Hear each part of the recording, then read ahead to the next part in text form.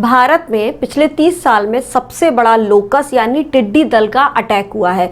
ये desert locus हैं यानी रेगिस्तानी टिड्डे हैं।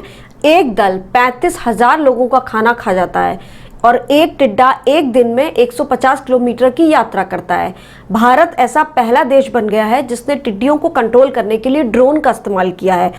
हालांकि इस बीच यूनाइटेड नेशंस का संगठन है FAO, food and agriculture organisation, उसने अभी कुछ दिन पहले एक रिपोर्ट जारी की थी और उसमें बताया था कि टिड्डियों का जो दल है ये फिर से अटैक करने वाला है। तो इसी पर हम आज बात करेंगे लोकस के बारे में। ये एग्जामिनेशंस के लिए बहुत इंपॉर्टेंट है। मैं हूँ इति शर्मा और आप देख रहे हैं यूट्यूब चैनल सरकारी जॉब न्यूज़।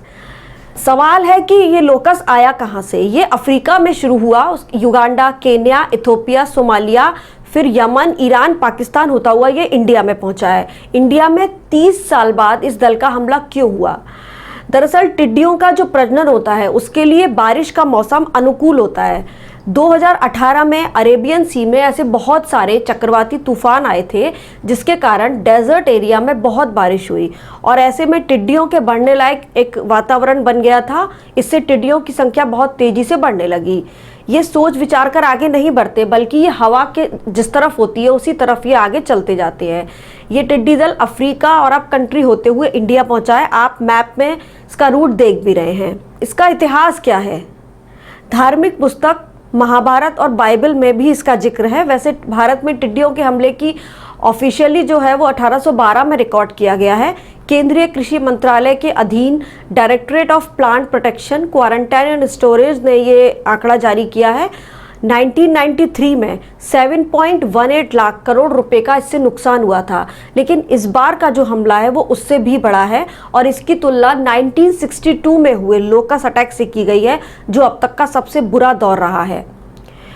इंडिया में कहाँ कहाँ इसका अटैक हुआ है? अभी तक जितने भी हमले हुए हैं इससे पहले लोकस के, उसका असर राजस्थान तक ही होता था, लेकिन इस बार राज्य महाराष्ट्र, पंजाब, गुजरात, मध्य प्रदेश, छत्तीसगढ़, उत्तर प्रदेश और दिल्ली तक इस टिड्डी दल का अटैक हुआ है। अभी ये हमला बिहार तक पहुंचने वाला है। तो अगला क्वेश्चन होगा, इंडिया में कितने लोकस हैं?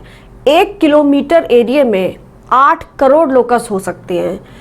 भारत में ऐसे दसियों ग्रुप का अटैक हुआ है और इस बार जो टिड्डियों का जो दल आया है वो बहुत यंग है और जो यंग टिड्डा होता है वो खाना बहुत ज़्यादा खाता है। तो अब सवाल है कि इसे रोका कैसे जा सकता है? इसको रोकने का तरीका है कीटनाशक। उसका छिड़काव किया जाता है जिससे इसे मारा जाता है, लेकिन इनका दल इतना बड़ा है कि ये बेअसर साबित होता है। भारत में खास तौर पर राजस्थान में इसको कंट्रोल करने के लिए ड्रोन का इस्तेमाल किया है, लेकिन जो छिड़काव किया जाता है केमिकल्स का उससे फसलों को भी नुकसान पहुंचता है और ड्रोन से जो छिड़काव होता है उससे सिर्फ 25 हेक्टेयर एरिया ही कवर होता है, जबकि टिड्डियों का जो असर है वो 1.5 से 2 लाख तक का पूरा एरिया है। और अभी जो दल आया है वो बहुत छोटा है, इमेच्योर है, वो बहुत जल्दी उड़ जाता है जिससे ये मरते कम हैं। दूसरी चीज़, ड्रोन की जो आवाज़ होती है, आधे टिड्डी जो होती है वो उसकी आवाज़ सुनकर उड़ जाती है। इसलिए सरकार ऐसा ड्रोन लाने पर भी विचार कर रही है जिसमें आवाज़ ना हो, हालांकि इसकी लागत बहुत ज़्यादा है। कैसे पनपती हैं टिड्डियाँ? टिड्डियों के जो भारी संख्या में पनपने का कारण होता है वो होता है वेस्टर्न डिस्टर्बेंस। विशेषज्ञों ने भी बताया है कि एक मादा टिड्डी 3 बार तक अंडे दे सकती है और एक बार में 95 से 158 अंडे तक देती है। टिड्डियों के 1 वर्ग मीटर में 1000 अंडे हो सकते हैं। इसका जीवन काल 3 से 5 महीने का होता है। टिड्डियों को भगाने के कुछ परंपरागत उपाय भी हैं, जैसे थाली बजाना, खेतों में धुआं करना। टिड्डियों का दल जो होता है वो आवाज़ के कंपन को महसूस करता है, इसलिए इसको भगाने के लिए आजकल डीजे का भी यूज़ हो रहा है, क्योंकि आवाज़ को ये दूर से ही भांप लेते हैं और अपना रास्ता बदल लेते हैं जिससे खेतों से उड़कर दूर चले जाते हैं। साथ ही ड्रोन से रसायन का भी छिड़काव किया जा रहा है।